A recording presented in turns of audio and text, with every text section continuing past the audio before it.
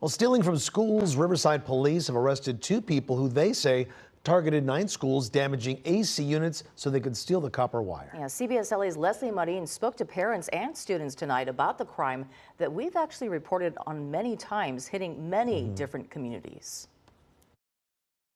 Well, with the price of copper going up, so are the thefts, and it's costing communities, businesses, and in this case, schools a lot of money. Police estimate the damage in this case more than $130,000.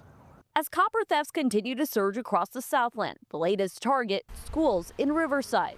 Targeting schools is kind of crazy to me because it's for the kids and to keep them cool. Riverside police say the 2 suspects first targeted John W. North High School back in March. Authorities say the pair damaged multiple HVAC units, stripping them of any and all copper components. It's the hot season starting, so it's crazy. The first time I'm hearing about it. Students and parents we spoke to say they weren't notified about the crime that police say spanned 2 months.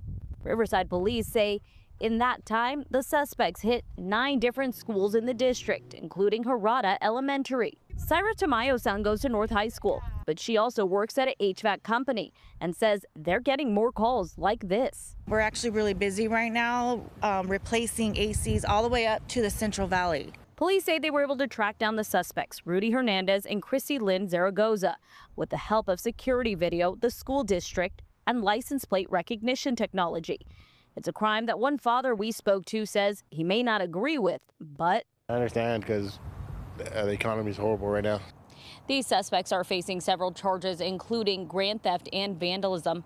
Police tell us since being arrested, both have been able to bail out of jail.